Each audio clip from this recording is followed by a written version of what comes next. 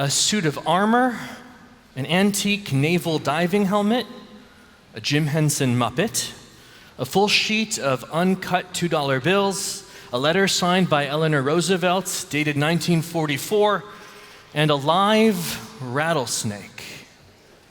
What do all of these things have in common? They were all found in people's lost luggage. When we travel, we have a tendency to lose things. And yes, some of us don't even need to be traveling to lose things. But when we are on the go, we seem especially prone to leave our belongings behind. Today, U.S. travelers lose millions of suitcases every year.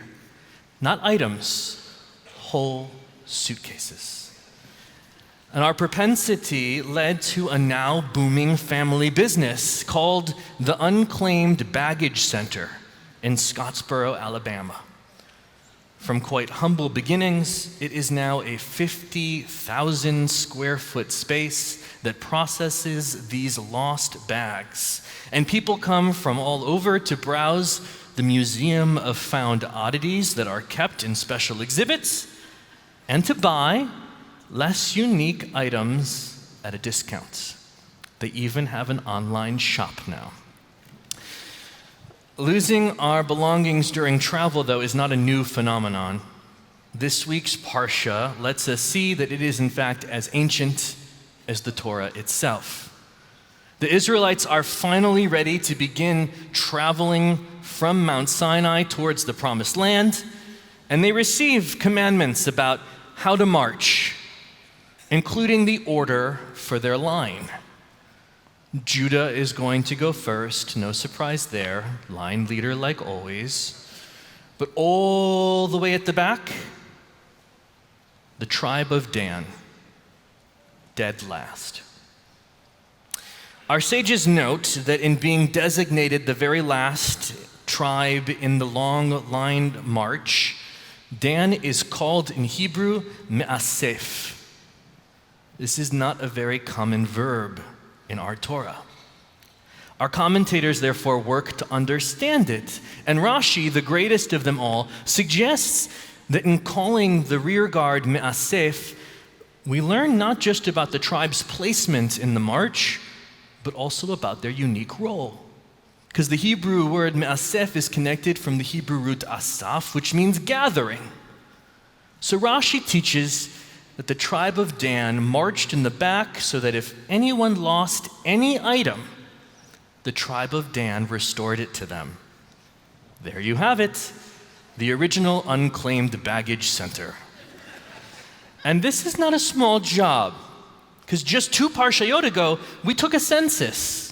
There are 603,550 men of army age, and that doesn't include the tribe of Levi, any women, any children. So we're talking about an extremely conservative estimate of 2 million people. That's a lot of lost water bottles. This is a thankless position. Rashi, though, has more to say on the subject, not here, but in a different comment, because the word comes up again in the book of Isaiah. And there we learn that God is a me'asef for Yisrael. Now, surely God is not finding our lost luggage. Anyone who spends any time at JFK knows that that's true. So Rashi has to make a different case about what it means to be me'asef. He says it's not about collecting what's left behind, but actually what this means is that we're collecting who is left behind. The tribe of Dan isn't responsible for picking up discarded articles. They are responsible for picking up discarded people. Any group on a march is going to have stragglers. The people who aren't able to keep up because they're sick or infirm, or their children, or their elders, or they have some difference that makes them walk slower or not at the right pace. What happens to those people? Well, if they're marching with the tribes of Israel, Rashi suggests when they reach the back, they're welcomed by the tribe of Dan, who supports them and sustains them until they reach the next encampment and then ensures that they find their way home. So suddenly this image is transformed into a terrible task, from a terrible task into a task of moral beauty. The tribe of Dan is given this godly role of making sure that nobody is lost or left to wander in the wilderness alone. Now we might wonder why. Why the tribe of Dan out of all of the tribes? And most commentators say it's because that they are the second most numerous tribe after Judah. But I think that misses something vital. Because who was Dan, after all? Dan was one of Jacob's 12 sons. And while most parents go to great pains to convey that they love all their children equally, Jacob and his wives have a different parenting technique. They're very clear about who they love most and who they love least. And Dan, as a child of Rachel's maidservant Bilhah, was among the least loved of Jacob's 12 sons. And he knew it. His descendants would keenly know what it feels like to be cast aside, to be left behind. They are uniquely suited to collect the lost and to return them home. Ultimately, this tribe serves as an example of what is, I think, foundational about living as a person of faith, what it means to be Jewish. None need be lost. While some believe that the only way to survive in this world is to cast others down as they claw their way to the front of the line, the children of Israel find a way to march ahead without losing a soul, modeling for all of us that there are ways to lead a nation and to live with one another that do not leave anyone cold or in the dark.